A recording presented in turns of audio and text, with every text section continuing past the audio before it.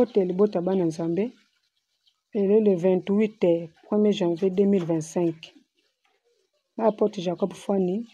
Nyoko zona vision makambo zoleka entre RDC na Rwanda. Nzambe yoko laksanga. Nyoko mona mai ezobima na ngomba. Mai yango ezobima na 3 parties. Première partie ezobima likolo ya ngomba eza Amérique. Deuxième partie ezobima na se ya libanga eza France. Troisième partie ezobima na se penza ya libanga eza Angleterre.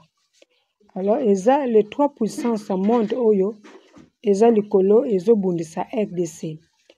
Eza pe na mai mususu eza na se eza ba président ya France oyo bazobundisa RDC eza Rwanda, Uganda, Kenya, Tanzanie. Mais Tanzanie aza na problème mingi te na RDC.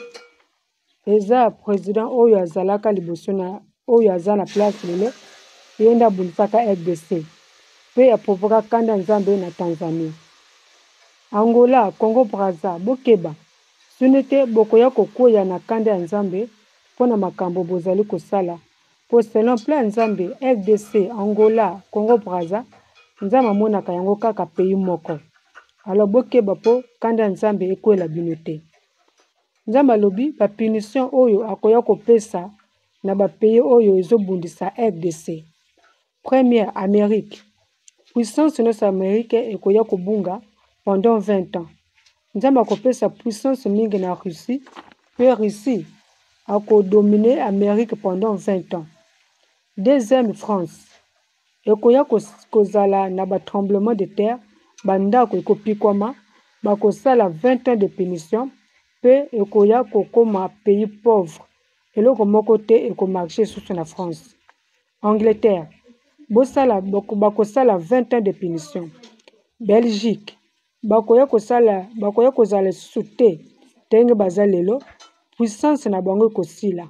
Po il fallait aza na ngambo ya RDC. Kasi bango bazobundisa lisusu RDC. Ba pays nyonso oyo esimbi RDC ekoti na malédiction. Nzambe aza na 2 tendances pona Paul Kagame. Azonga aboma ye. Apolisa ye ndenge abomaka roi Israël. Ou bien abungisa ye na mokili mobimba. Ba Rwandais nyonso oyo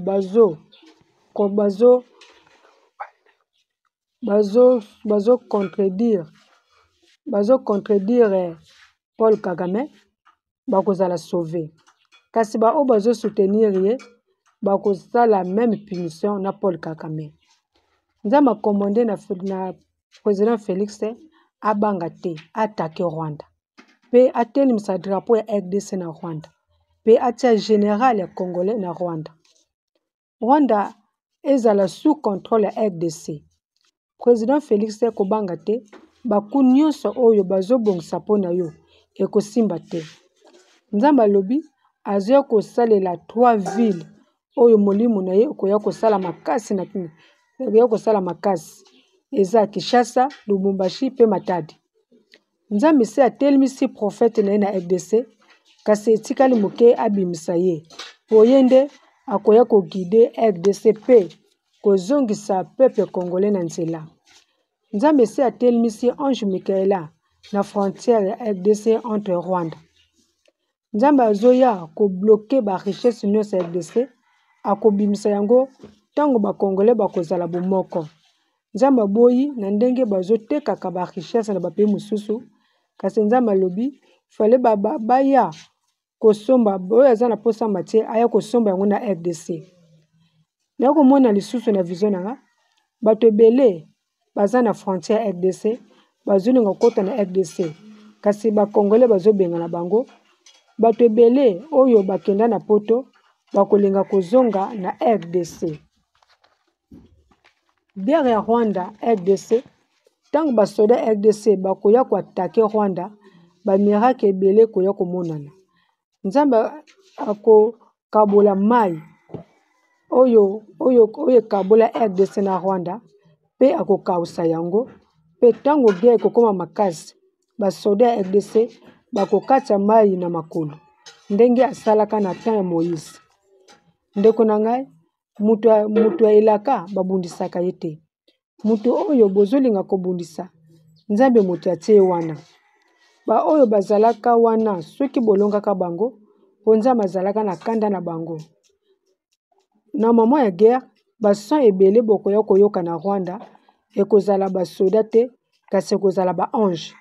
Même guerre ya Goma, même Goma eza ba ange nde babundeli yango. Président Félix, Nzambe asengi yo autorité. Soki olingi osala likambo fukama, senga Nzambe pe tuna ye na likambo nyonso olingi kosala. Keba po ba infiltré baza ebele na pays. Soki olongi miso na yo, okozala deuxième président na monde oyo bakobanda kotunaka makambo. Po premier président eza Mandela. Mandela yo okozala deuxième président. Mais si soki ozala mutuna, contactez ma numéro oyo 089 65 86 883 ou bien 081 954 83 67. Merci.